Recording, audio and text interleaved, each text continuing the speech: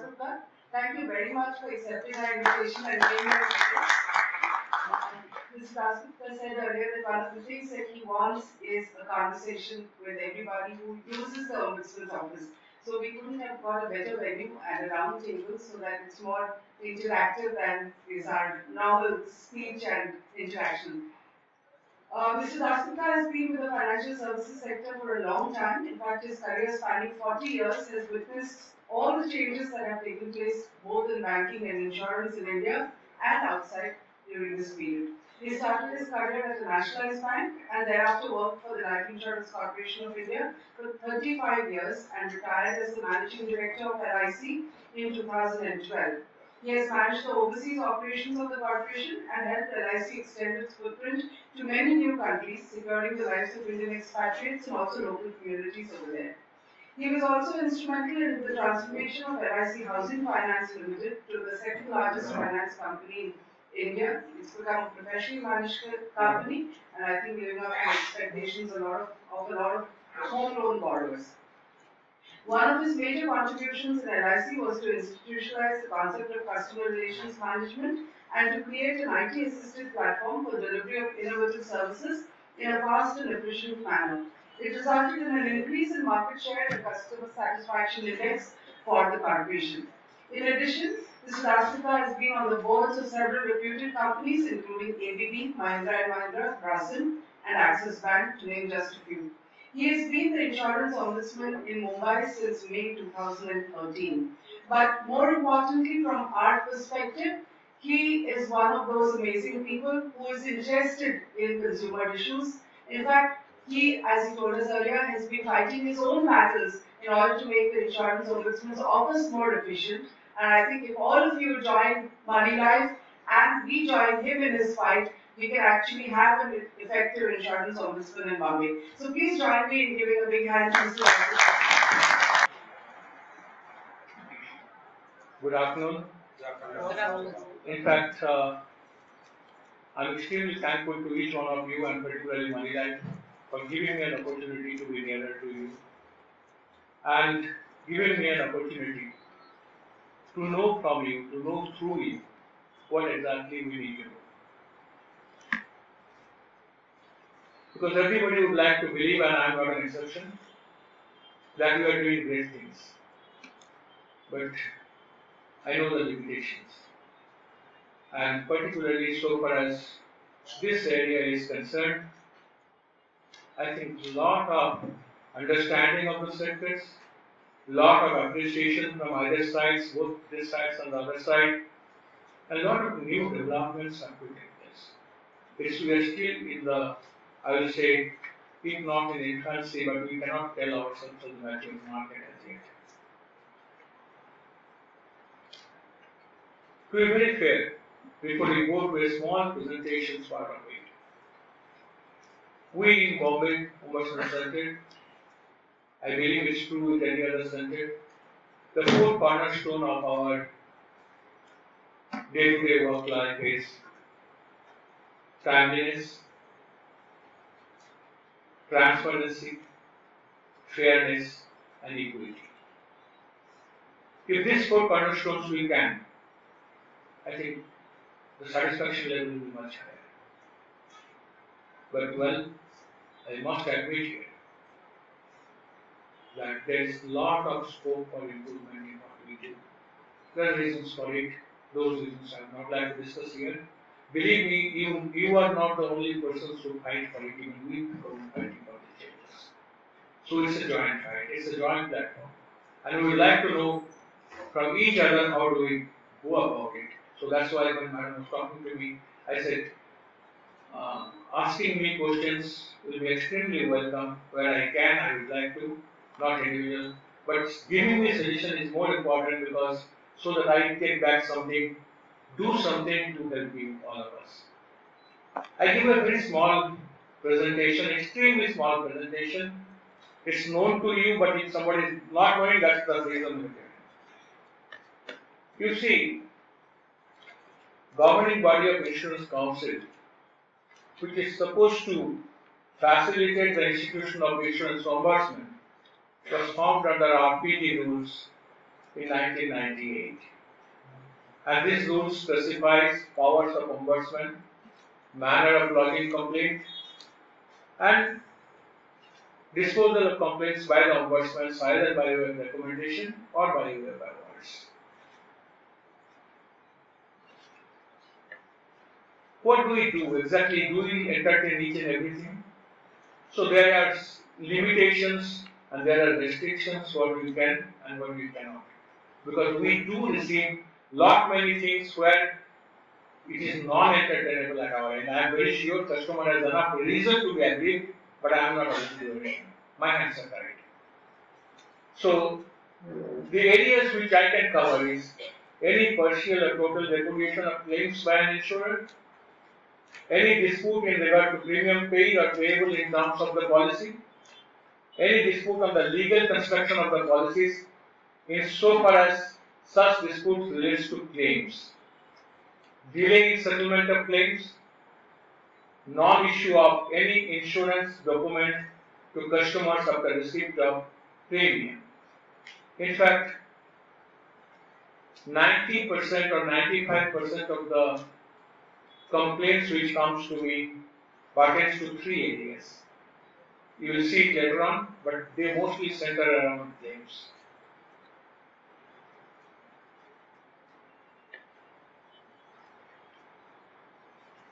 Again, going a little further, any aggrieved individual who has taken an insurance policy on personal lines, we don't deal with the commercial lines, both life and general insurance. Personal lines means I have a vehicle, I can use it for earning my livelihood by renting it out to a transport agency or using a transport operator, and I can use it as my personal vehicle.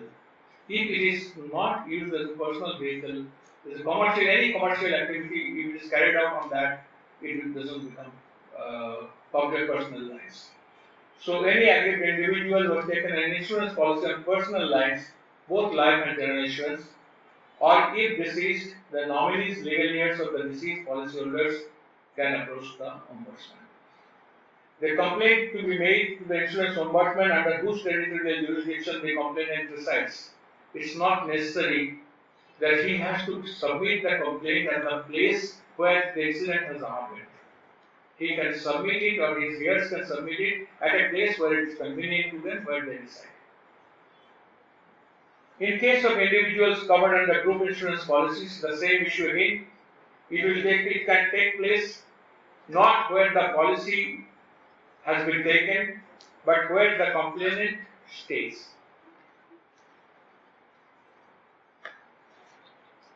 How do we normally solve this process? These are the situations. Complaint can be settled through mediation on agreement. Sometimes what happens, we bring both the parties together, they agree, and they decide on certain things, both it is acceptable to them. We also give our suggestion, we different. But when the complaint is not settled by mutual agreement, the Ombudsman shall pass an award. The award to cover the losses suffered by the complainant shall not exceed ₹20 lakhs. So अगर 20 लाख से ऊपर हुआ claim, तो हम उसको then कर सकते हैं. The Ombudsman shall pass an award within a period of 3 months from the receipt of the complaint. Believe me, this is where, let me admit, and we are sadly failing. The reasons for it, you will see that.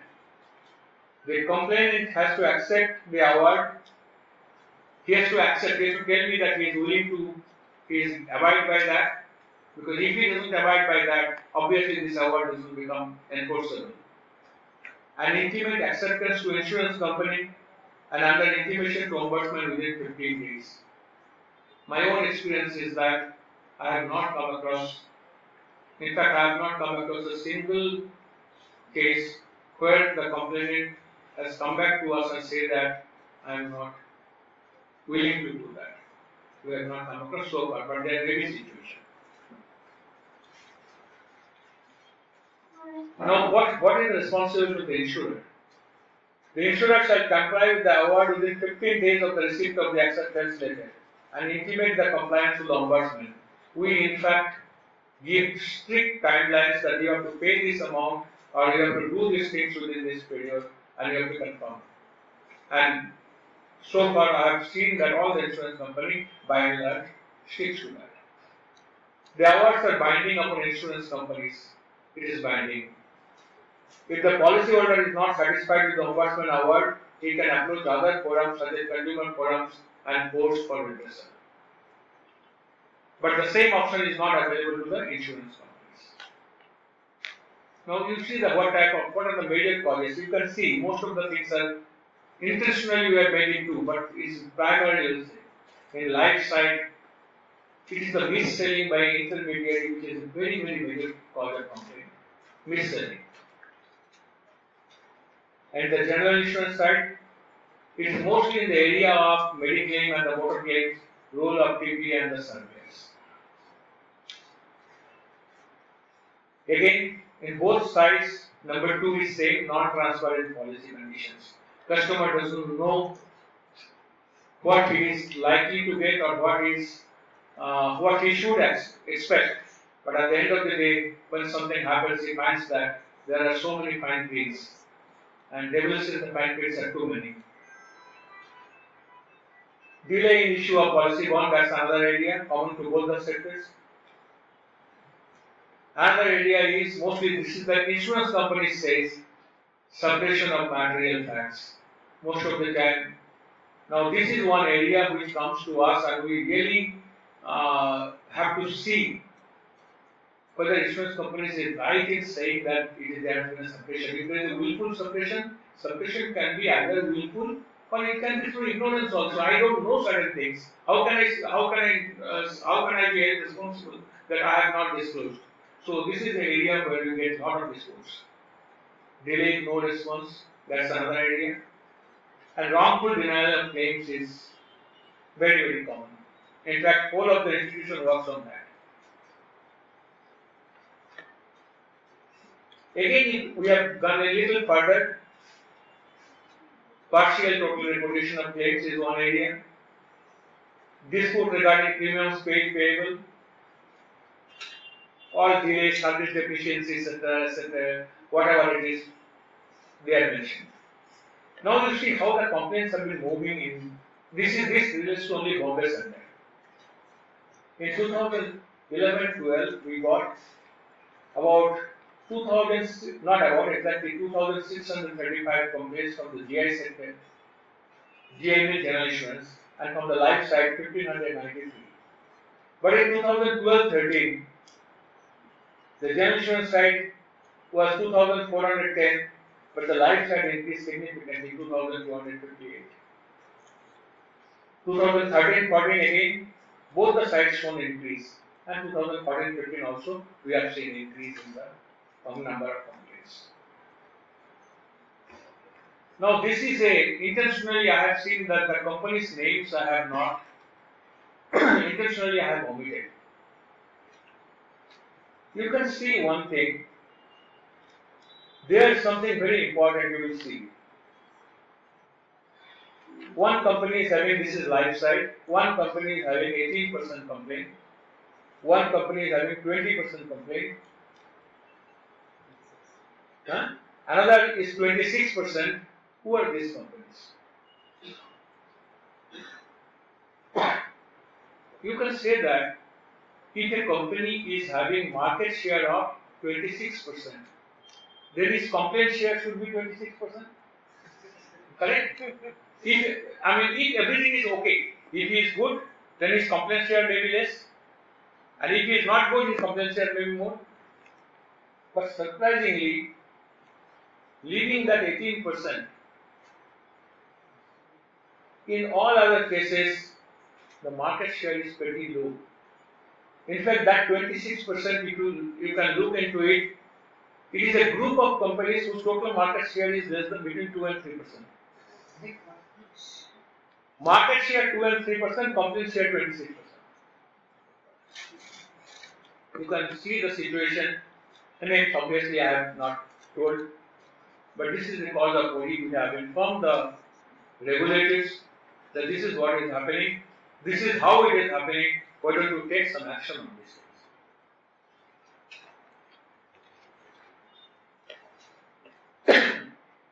General insurance side, of course, however, things are not exactly like that, not exactly like side.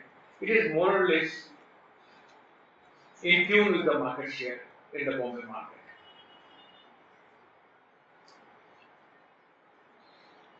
More or less in tune with the market share. Again, if you look at the total complaint what we have received, you find that a group of companies 20.8%, a group of companies 15.7%, 8.9, what is that? 9.9%, all put together. But surprisingly, if you take the total number of policyholders together, including life and general, this 20.8% group does not have again more than 2 to 3%. Again. Same group. Similar group, I will not say same group. Because now we have combined the general insurance on the life side also. And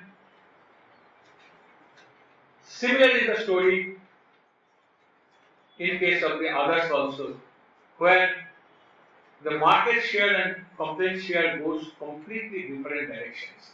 Market share is low, complaint share is very high. I don't know whether that's a sign. Somebody should act, maybe Moneylife can act on it.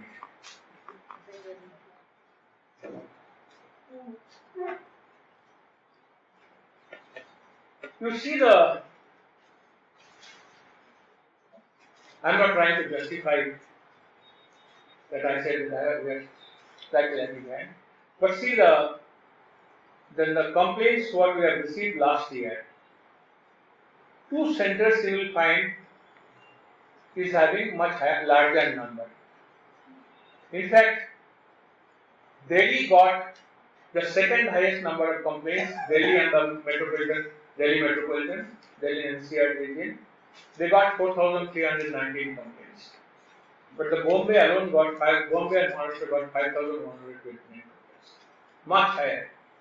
And the Chandigarh, Punjab, Srinagar, Jammu Kashmir, Haryana, sub all put together got 3,897. Rest of the places number of complaints are much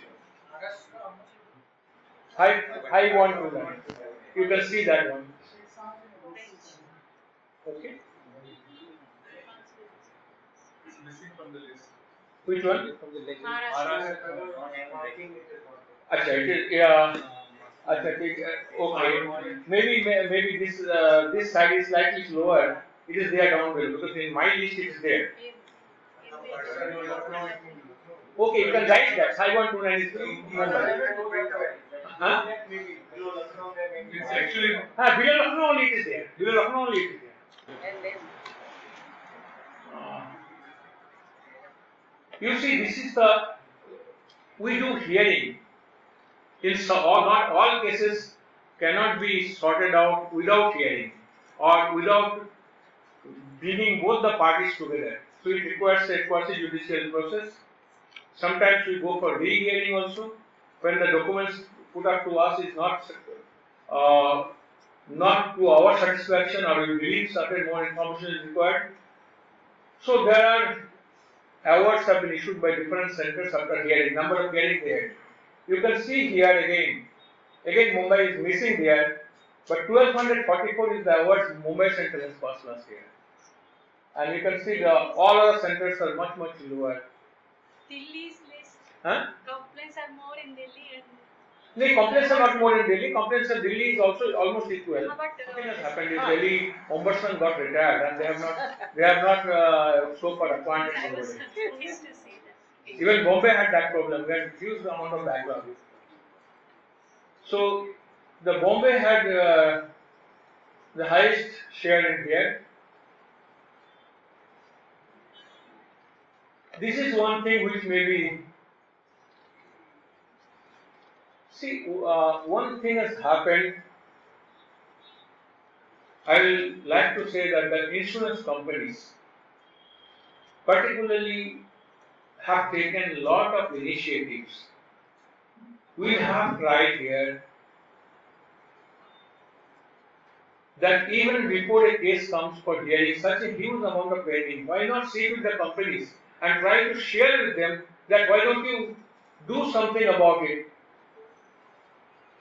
And this is our view. And I would like to say that the most of the companies have accepted that. They have given a lot of support.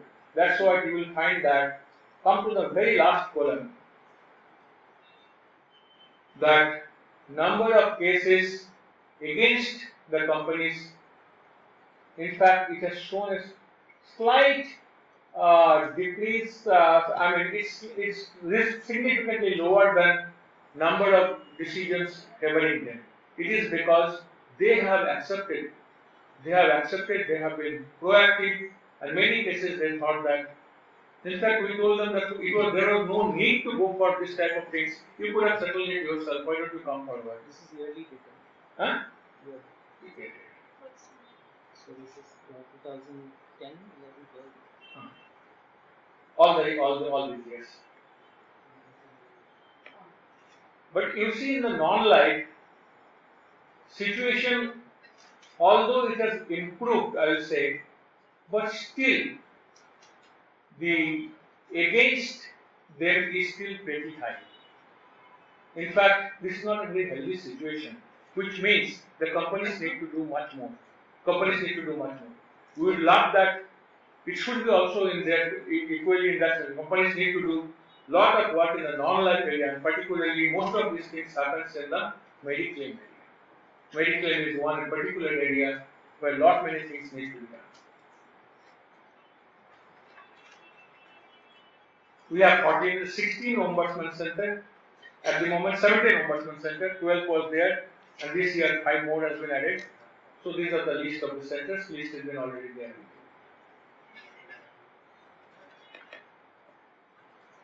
There are certain exclusions. We are not able to entertain complaints if the customer directly writes to us without exhausting his avenues of writing to the grievance redressal cell of the companies. There is a limitation of 1 year period. Complaints made 1 year after the insurer has rejected the claim.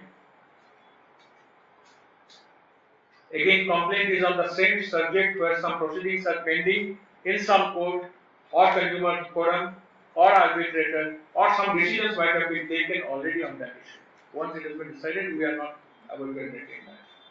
And claim amount and compensation is more than 20 lakhs.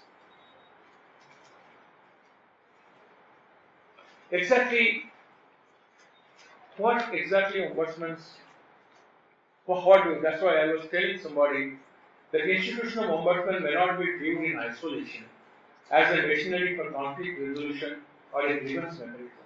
It is in fact the eyes and ears of the regulators, eyes and ears of the governments, where a lot of useful, valuable inputs come to us, which we give to which we put up to the IRDA, to the government, to the various organizations. It is an instrument which can be used for improving service and delivery system and thereby increasing customer satisfaction. We have given there are two links which are very useful. One is the IRDS integrated grievance management link, another is our own link.